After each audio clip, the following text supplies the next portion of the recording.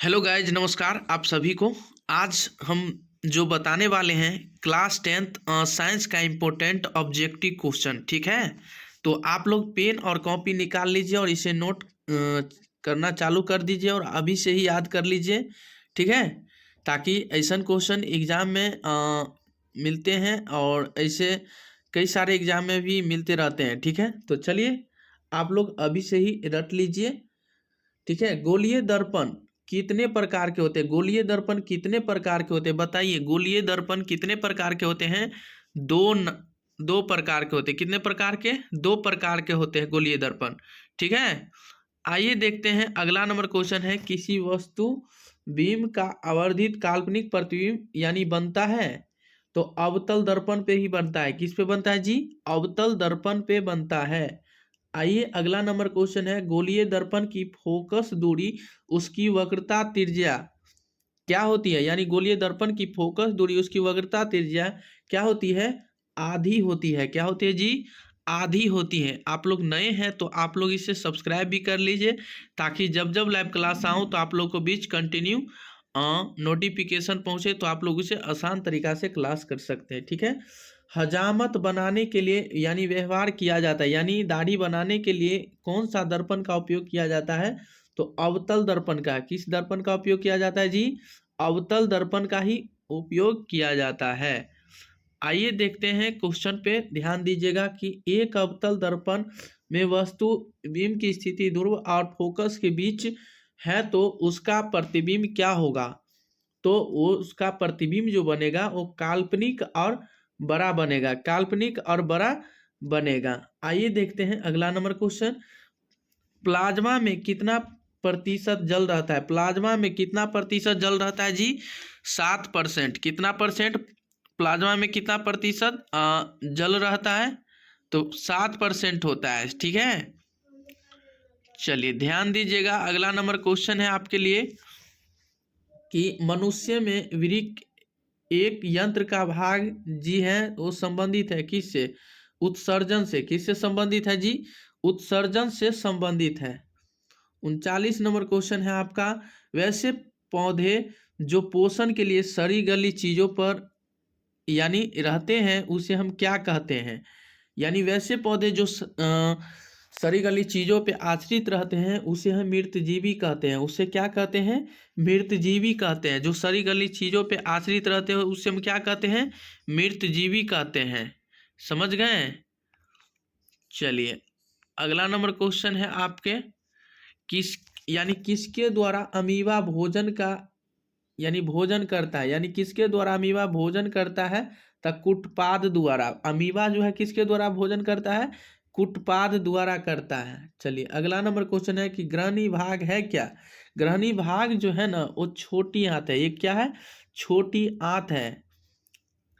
आइए, प्रकाश की किरण गमन करती है, यानी प्रकाश की किरण जो है किस दिशा में गमन करती है? सीधी रेखा में। किस रेखा में ये गमन करती है? सीधी रेखा में। प्रकाश का वेग न्यूनतम होता है, यानी प्रकाश का वेग जो है ना न्यूनतम होता है, यानी क्या होता है? कांच। यानी न्यूनतम कौन सा वेग होता है? कांच में। किस में होता है? कांच में ही होता है।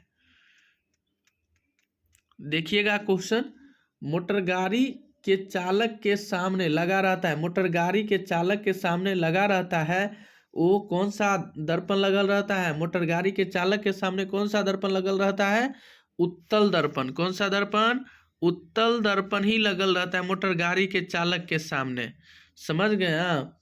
चलिए, लेंस की क्षमता का ऐसा मात्रा क्या होता है? डाईऑप्टर। लेंस की क्षमता का ऐसा मात्रा क्या होता है जी?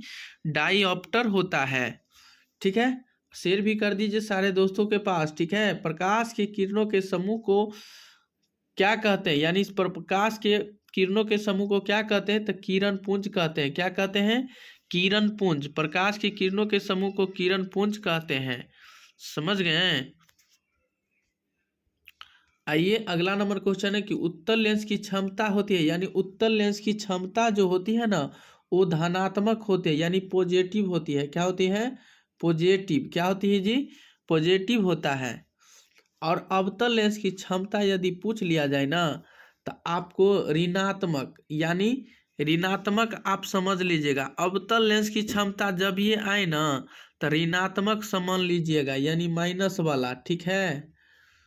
उत्तल लेंस को क्या कहते हैं? उत्तल लेंस को अभिसारी लेंस कहते हैं। उत्तल लेंस को अभिसारी लेंस कहते हैं। क्या कहते हैं जी? अभिसारी लेंस। और अभिसारी लेंस किसको कहते हैं? तो उत्तल लेंस को कहते हैं, ठीक है।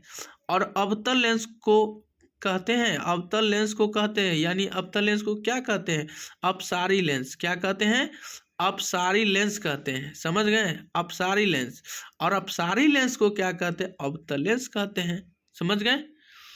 आइए देखते हैं अगला नंबर क्वेश्चन है आपका मोस्ट इम्पोर्टेंट क्वेश्चन। भोजन में विटामिन की कमी से होने वाला रोग कौन सा है? तो बेरी बेरी। क्या है जी? Berry berry. यानी इसमें भी कह देगा कि विटामिन बी की कमी से कौन सा रोग होता है। आप लोग कमेंट करके बताइए। विटामिन डी से हम लोग को क्या प्राप्त होता है? कमेंट करके बताइए आप लोग। समझ गए?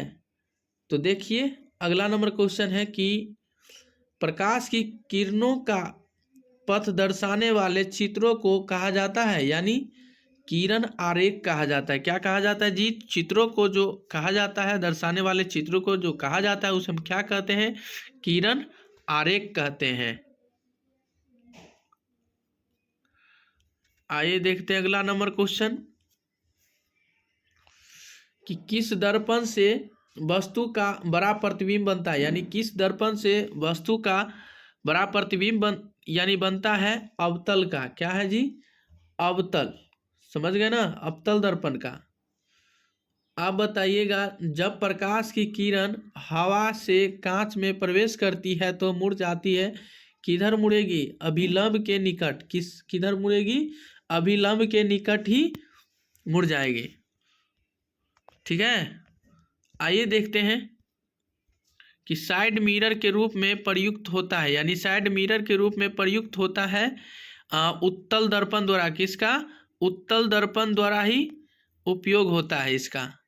अब बताइए, एक अवतल दर्पण की फोकस दूरी 10 सेमी है तो उसकी वक्रता त्रिज्या क्या होगी? यानी अवतल दर्पण की फोकस दूरी क्या होगा? यानी एक अवतल दर्पण की फोकस दूरी 10 सेमी है तो उसकी वक्रता त्रिज्या क्या होगा जी? तो बताइएगा। आर बराबर, यानी एफ का मान कितना दिल है? 10 सेमी, ठीक है। आर बराबर होता है 2F। आर बराबर क्या होता है जी? 2F होता है। तो 2 गुने 10 तो हो जाएगा कितना? 20। यहाँ अवतल कह रहा है ना जी, तो -20 सेमी हो जाएगा। क्या हो जाएगा जी? -20 सेमी हो जाएगा फाइनली आंसर।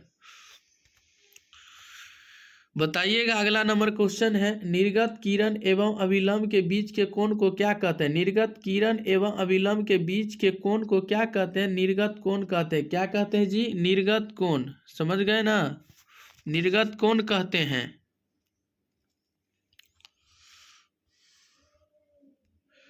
सरल सूक्ष्मदर्शी में किसका उपयोग होता है? यानी सरल सूक्ष्मदर्शी में जो है ना, किसका उपयोग होता है? उत्तल लेंस का। उत्तल लेंस का ही उपयोग होता है। सरल सूक्ष्मदर्शी में जो है ना, उपयोग जो होता है उत्तल लेंस का उपयोग होता है।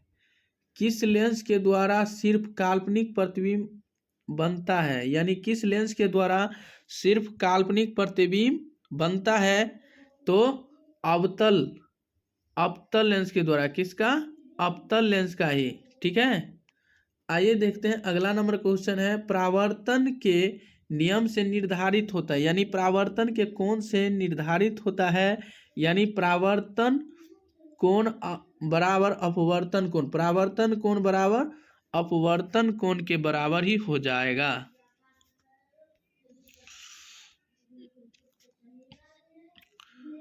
बताइएगा, काल्पनिक प्रतिबिंब होता है, यानी काल्पनिक प्रतिबिंब जो होता है वो हमेशा क्या होता है?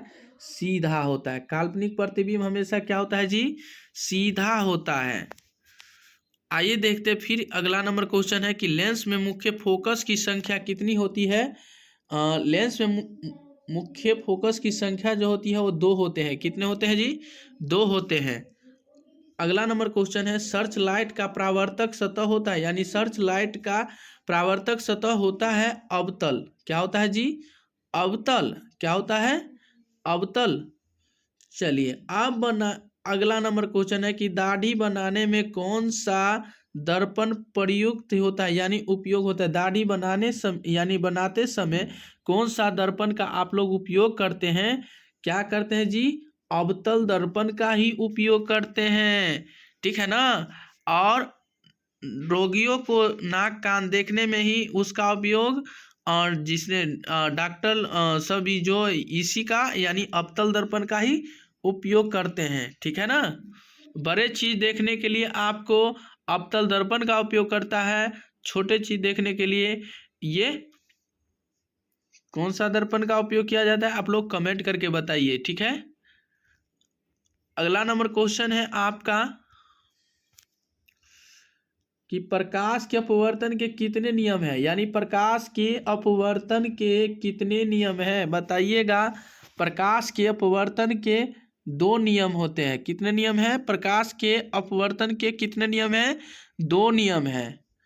किसी माध्यम के अपवर्तनांक का मान होता है, किसी माध्यम के अपवर्तनांक का मान होता है साइन आई बट्टा साइन आर। साइन आई बट्टा साइन आर होता है, साइन आई बट्टा साइन आर होता है।